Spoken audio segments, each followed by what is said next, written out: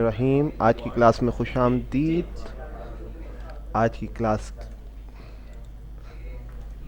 आज की अपनी क्लास का आगाज़ हदीस मुबारक से करेंगे। बेशक अल्लाह ताला पहली सफ़ वालों पर रहमत भेजता है और फरिश्ते इनके लिए दुआ करते हैं। ये हदीस इब्ने माजा में भी मौजूद है और सनन अबी दाऊद में भी मौजूद है। तो तमाम बच्चे इस बात की पूरी कोशिश करा करें कि नमाज अपने वक्त पर और पहली सफ़ में अदा करें। उम्मीद है तमाम बच्चे इस बात पर अमल करेंगे।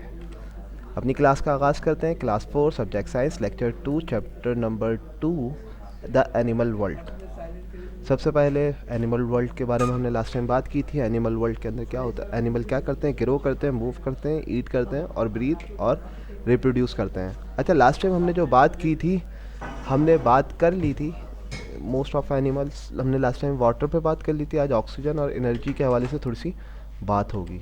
लास्ट लेक्चर में हमने वाटर के बारे में, प्रीवियस लेक्चर में हमने वाटर के बारे में पढ़ा था कि वाटर सबसे प्रीशियस, सबसे कीमती थिंग है दुनिया में जो हमारे अर्थ पे मौजूद है। Without water there will be no living thing.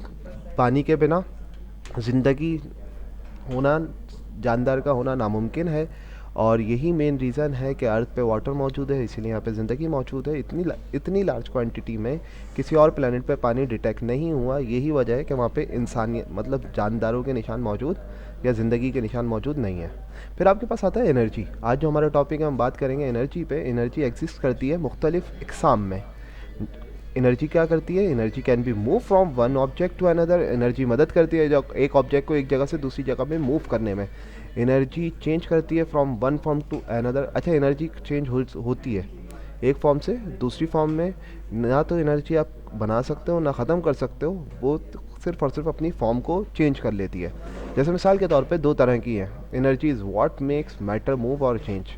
दो तरह की एनर्जीज़ हैं, एक मोशन की वजह से प्रोड्यूस होती है और एक वो एनर्जी है that store from later use. हम एक वो एनर्जी होती है जो उसको हम स्टोर करने के बाद लेटर यूज़ कर सकते हैं। जैसे मिसाल के तौर पे आपके पास मैकेनिकल एनर्जी, ये किस वजह से आ रही है, मूवमेंट की वजह से प्रोड्यूस हो रही है। Kinetic energy, mechanical energy, electrical energy flow of electric charge की वजह से। थर्मल एनर्जी आपके पास हीट एनर्जी और वाइब्रेशंस की वजह से भी प्रोड्यूस होती है और ये पार्टिकल्स के मूव होने की वजह से थर्मल एनर्जी। और रेडिएंट एनर्जी ये लाइट एनर्जी होती है जो इलेक्ट्रोमैग्नेटिक एनर्जी कहलाती है और ये ट्रांसवर्स वेव्स में ट्रैवल करती है। अच्छा, ये आपको सन से भी मिलती है और मुख्तलिफ लाइट की सूरत में भी। जैसे आपके पास येलो कलर के बल्ब होते थे जो हीट अप होते हैं और वो हीट एनर्जी प्रोवाइड करते हैं।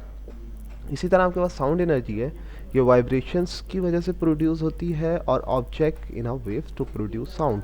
जब आप किसी चीज़ को हिट करते हो तो उसकी में भी साउंड प्रोड्यूस होता है, वो आपस में वाइब्रेशंस करती हैं, उस वजह से साउंड प्रोड्यूस होता है। अब पोटेंशियल एनर्जी क्या है, that energy in stored for later use. हम आप लेटर यूज़ मतलब बात के इस्तेमाल के लिए जो एनर्जी स्टोर कर रहे हो उसको पोटेंशियल एनर्जी कहते हैं। जैसे chemical energy, chemical energy store in bonds of atoms and molecules. Energy जो स्टोर हो रही है वो एटम्स और मॉलिक्यूल्स के अंदर स्टोर होती है। जैसे सेल के अंदर एनर्जी होती है, न्यूक्लियर एनर्जी, एटम निकला है, हम न्यूक्लियर एनर्जी से बहुत सारे काम कर रहे होते हैं।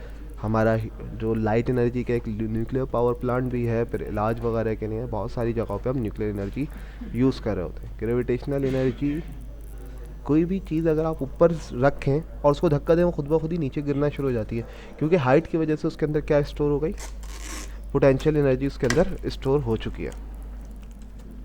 इसी तरह अगर आप आगे चलें, इलास्टिक एनर्जी, जैसे आपके पास बुलेट फायर करते हैं तो उसके अंदर टोटल इलास्टिक एनर्जी इन्वॉल्व होती है। जब भी आप गन को लोड करते हो तो उसका जो उसके अंदर स्प्रिंग है वो बैकवर्ड चला जाता है और उसके अंदर एनर्जी स्टोर हो जाती है। जैसे आप ट्रिगर पुश करते हो तो बुलेट दूर तक जाती है। वो किस वजह से जा रही है, इलास्टिक एनर्जी की वजह से।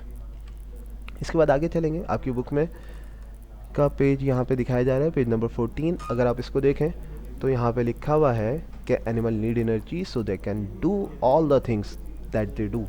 वो जो काम करते हैं वो एनर्जी की वजह से करते हैं, एनर्जी वो सन से हासिल करते हैं। It is not the direct sunlight और heat that give us energy we need.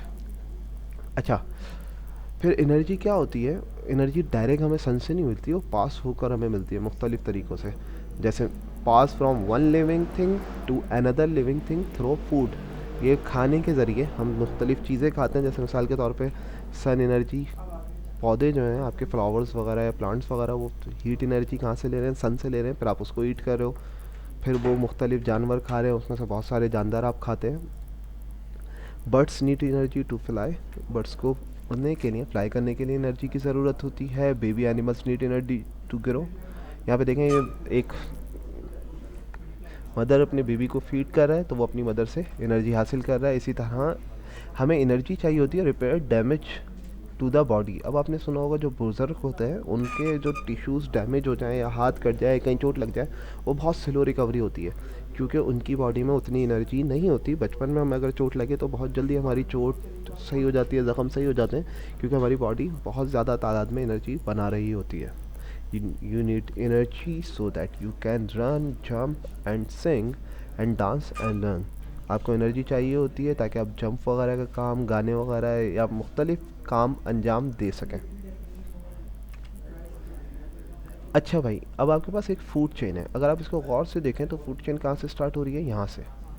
सबसे पहले क्या करा? सन ने सनलाइट दी किसको? ग्रास को। फिर ग्रास ने the nutrient along with sun and water cause the grass to grow.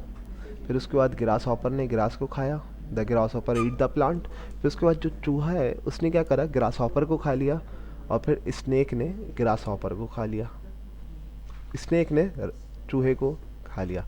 फिर इसके बाद जो ईगल है वो क्या खाती है? वो सांप खाती है। तो हमने बात की थी कि energy transform from one living things to another living thing. यहाँ से स्टार्ट होते होते कहाँ पे गई बात? ईगल्स पे। जब ईगल्स मरा, जब भी कोई जानवर या प्लांट ख़त्म होता है, कोई भी चीज़ जानवर मरता है, तो फंजाई क्या करते हैं? उसकी बॉडी को डिकम्पोज करते हैं और उनको न्यूट्रिएंट में तब्दील कर देते हैं। और वो जो न्यूट्रिएंट्स होते हैं वो गैस, वो ग्रासेस वगैरह, ग्रास को और मुख्तलिफ पौधों को बढ़ने में मदद देते हैं, उसके लिए न्यूट्रिएंट का काम देते हैं। इसके बाद आपके पास बुक में एग्जांपल मौजूद है एक फूड चेन की, जो आपको बता रही है कि किस तरह से फूड के ज़रिए एनर्जी ट्रांसफ़र हो रही है। जैसे आपके पास सन है, सन के ज़रिए एनर्जी कहाँ गई? प्रोड्यूसर के पास, ग्रास के पास। फिर प्राइमरी कंज्यूमर आपका जो है ग्रास हॉपर है। इसी तरह सेकेंडरी कंज्यूमर आपके पास चूहा है। फिर टर्टरी कंज्यूमर आपके पास उल्लू है, उल्लू। इसके बाद आगे चलते हैं। फिर आपके पास ऑक्सीजन है। हमने कहा कि अभी बात हुई थी कि आज हमने ऑक्सीजन के हवाले से बात करनी है। ऑक्सीजन क्या है? एक केमिकल है जो हमारी ज़िंदगी गुजारने के लिए बहुत इम्पॉर्टेंट है। तमाम जानदारों को ऑक्सीजन की ज़रूरत होती है अपनी ज़िंदगी गुजारने के लिए। इसी तरह get their oxygen from the air, हम ऑक्सीजन हवा से हासिल करते हैं। और water animals get their oxygen from the water. अच्छा, इसी तरह प्लांट्स को कार्बन डाइऑक्साइड की ज़रूरत होती है। प्लांट्स कार्बन डाइऑक्साइड एनिमल्स के ज़रिए हासिल करते हैं, एनिमल्स से हासिल करते हैं। इसी तरह ये पूरे एक फूड चेन आपके पास मौजूद है। अब अगर हम आगे चलें,